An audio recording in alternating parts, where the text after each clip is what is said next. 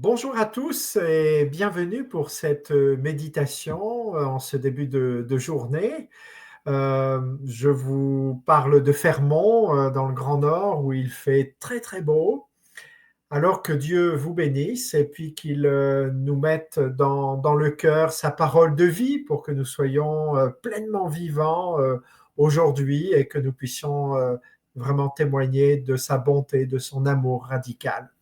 Au nom du Père, du Fils et du Saint-Esprit. Amen. Et que le Seigneur soit toujours avec vous et avec votre esprit. De l'Évangile de Jésus-Christ selon Saint Jean. Alléluia, Alléluia, Alléluia, Alléluia. Gloire à toi, ô Seigneur. En ce temps-là, Jésus disait à ses disciples, « Je m'en vais maintenant auprès de celui qui m'a envoyé, et aucun de vous ne me demande où vas-tu ? Mais parce que je vous dis cela, la tristesse remplit votre cœur. Pourtant, je vous dis la vérité. Il vaut mieux pour vous que je m'en aille. Car si je ne m'en vais pas, le défenseur ne viendra pas à vous. Mais si je pars, je vous l'enverrai. Quand il viendra, il établira la culpabilité du monde en matière de péché, de justice et de jugement. En matière de péché, puisqu'on ne croit pas en moi. En matière de justice, puisque je m'en vais auprès du Père et que vous ne me verrez plus. En matière de jugement, puisque déjà le prince de ce monde est jugé. Acclamons la parole de Dieu. Louange à toi, Seigneur Jésus.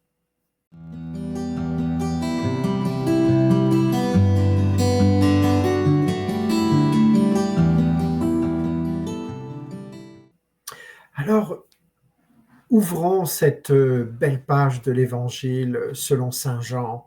À quelques jours de la Pentecôte, on sent bien qu'on y arrive là. Je vous donnerai un titre. Quand le Fils part, c'est pour mieux faire souffler l'Esprit. Le fil rouge, le départ de Jésus, n'est pas une absence, c'est une transmission. Il fait place à l'Esprit, notre défenseur, notre souffle, notre force. La première chose, c'est le choc de l'absence. Est-ce que ça serait une pédagogie divine que Dieu se retire? La tristesse remplit votre cœur. Les disciples sont là comme nous quand quelque chose prend fin, une relation, un rêve, une saison. Jésus parle de départ et personne ne lui demande où vas-tu. Pourquoi? Parce que l'émotion les submerge. C'est humain. Voir partir quelqu'un, éprouver son absence.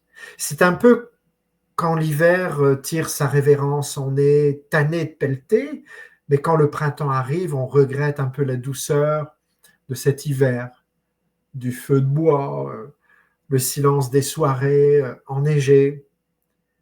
Et Jésus veut nous faire grandir. Il nous apprend à vivre dans la foi et non dans la possession. Le temps de l'esprit, c'est celui de la confiance, de la marche, je dirais du pas à pas sans filet. Heureux ceux qui croient sans avoir vu. Alors Dieu ne comble pas nos mains pour qu'elles restent pleines, mais pour qu'elles restent ouvertes sur ce chemin, dans cette route de pèlerinage. Le défenseur, parlons-en, un esprit. Le défenseur viendra, il établira la culpabilité du monde, un esprit actif. Vous savez que le mot défenseur en grec veut dire paraclé, qui désigne un avocat, un soutien, un consolateur, un peu comme un bon ami qui nous défend, même quand nous avons fait une gaffe, une bêtise. Il vient pour éclairer, non pas pour condamner. Jésus l'avait dit de son vivant. Je suis venu pour qu'ils aient la vie en abondance. Je ne suis pas venu condamner, juger, mais sauver ce qui était perdu. Sauver dans le sens donner la vie. Et dans notre culture québécoise, on aime la justice, on déteste les chialeux, moralisateurs, et l'esprit, lui, n'est ni procurateur, ni juge de cour municipale. Il est un révélateur. Il met en lumière ce qui nous empêche d'aimer librement, dans 3 directions. Le péché, parce qu'on refuse de croire à l'amour. La justice, parce que Jésus n'est plus visible, mais c'est à nous d'incarner sa justice. Et le jugement, car le mal est démasqué. L'esprit démasque le mal. Une citation de Jean 23. Je ne suis pas venu condamner le monde, en citant Jésus, mais l'embrasser dans la miséricorde. Et l'Esprit souffle. Il nous précède, comme on aime si souvent le dire, mais il nous succède aussi. Je m'en vais, mais je vous l'enverrai, dit Jésus. Et le discours de l'adieu dans Saint Jean est prononcé, bien sûr, dans un climat de tension. Jésus prépare ses disciples à une église sans sa présence physique. Il inaugure une nouvelle ère, l'esprit missionnaire, l'esprit de l'église missionnaire, une église missionnaire. Et dans notre église du Québec, parfois désorientée, l'esprit est notre boussole. C'est évident qu'on n'a plus les foules d'autrefois, mais on a le feu intérieur. Et ça, aucun sondage ne peut le mesurer. Saint Paul le dira, un tout petit peu de levain fait lever toute la pâte. Il ne s'agit pas de faire nombre, mais d'être de bons signes. Une image. L'esprit, c'est comme un bon sirop d'érable. C'est discret dans la cabane, mais vous savez que c'est puissant en goût. Ça donne du nerf aux gâteaux, aux pâtisseries et à bien d'autres choses.